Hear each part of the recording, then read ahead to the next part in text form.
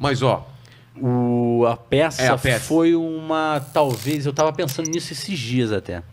Por que a gente foi fazer a peça, filosoficamente pensando assim? E o Massacration também, foi junto. Vou retomar o Massacration.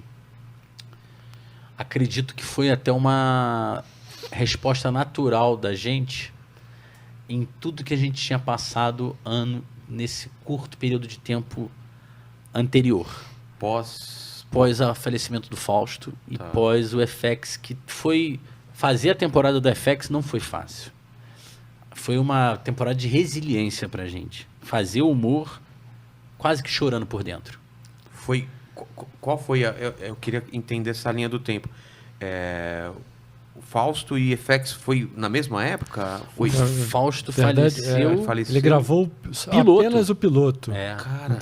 E escreveu todos os roteiros da temporada FX com a gente, gravou o piloto e depois veio a falecer aí, né? E aí vocês tiveram que gravar todo o resto? A gente tinha, não. Existiu ainda a proposta para que a produtora, tanto a produtora quanto o canal, fizeram a proposta de que se a gente não quisesse fazer, a gente não precisaria. Mas a gente quis fazer porque eu acho que era um legado, né, que o Fausto tinha deixado, inclusive. E é óbvio que ele se ele pudesse, ele falaria, porra, cara, faz. Faz, porque eu deixei. Mas chegaram a pensar em não fazer ou em nenhum momento falando, não, a gente tem que fazer por ele cara, agora? No início, quando acontece, a gente pensa em não fazer mais nada na vida. Não é nem que a gente não pensa em não gravar, não trabalhar, a gente pensa em não fazer mais nada, né? Pelo menos eu me senti assim, não queria, né, acordar. Eu não sabia nem o que eu ia fazer na realidade, né? A cada dia era um dia novo, assim, ia pensando, caraca, o que aconteceu? O que vai rolar agora? E aí vai passando o tempo, você vai se restabelecendo, né? E vai percebendo que tu tem que continuar, né? E nessa a gente foi reagrupando e a gente se ajudou muito. Mas a gente sofreu muito, né, cara? Ainda, é óbvio que a gente ainda sofre, né? Mas o tempo é um grande aliado. E outra, né? Aqui, sofre hoje, mas é diferente daquela época que vocês tinham... Ele tinha participado muito... do roteiro e gravou piloto e tal. E aí? Era muito foda. Vocês estavam lembrando toda hora lendo o roteiro, né? Teve um que pra mim foi uma tortura. Qual? Se eu pudesse hoje voltar no tempo, eu não teria feito, porque eu não curti fazer. Teve um que era o João Crepe, que ele assistia o João Kleber de manhã, né? E a gente estava criando, né? E eu assistia junto trechos com ele, e ele imitava, porque aquilo ali estava muito nele. Há uma noção muito grande assim do que ele queria passar naquele roteiro, e ele imitava perfeitamente a parada. E já estava claro que ele ia fazer o personagem, porque estava vivo, né, na cabeça dele. E aí chegou na hora de fazer, né? Quem é que vai querer? Ninguém queria fazer, na verdade eu também não queria, mas alguém teria que fazer. Eu fiz, sou um pior imitador do grupo disparado, né?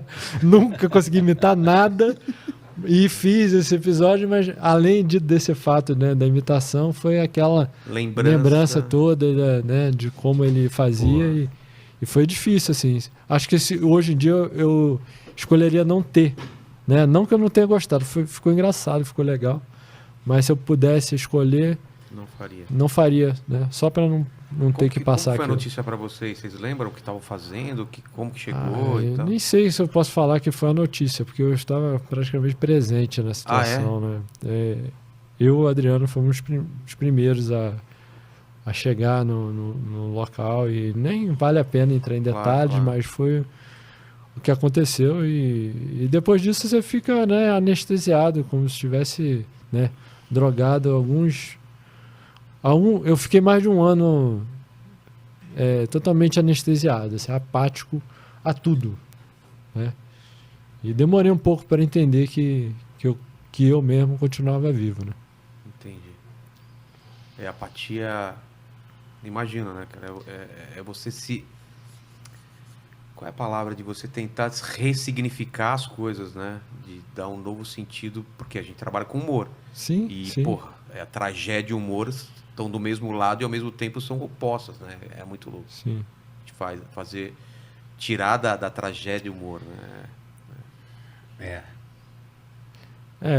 Demorou um pouquinho para ver graça nas coisas, mas depois, aos poucos, vai cicatrizando, vai passando, a gente vai também compreendendo, né? Porque a vida, cara, tudo na vida é um grande aprendizado, né? E tudo serve pra gente também poder melhorar um pouco, a gente, né, ver que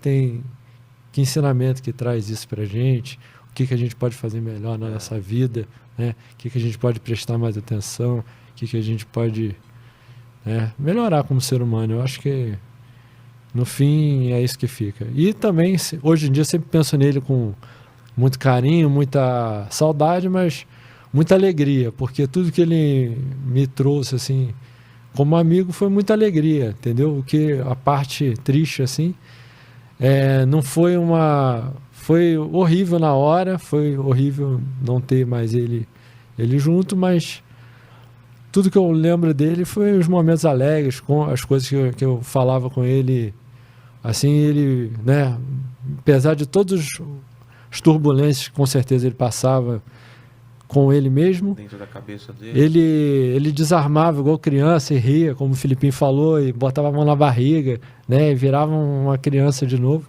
Isso aí era um estímulo para a gente continuar fazendo. E também uma coisa que eu entendi, assim, que eu tive que recuperar um pouco na minha vida, é que eu não fazia humor, né,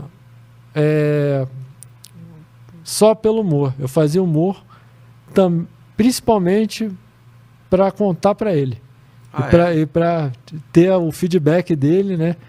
E meio que uma aprovação. Não, para rir junto, né? Como brother, como sim, amigo. Sim. Esse que era o motivo que eu tive que reconstruir de certa forma na minha vida e entender que agora é diferente, né? Apesar de tudo, é diferente e que tem que ser legal também de qualquer forma. Entendi.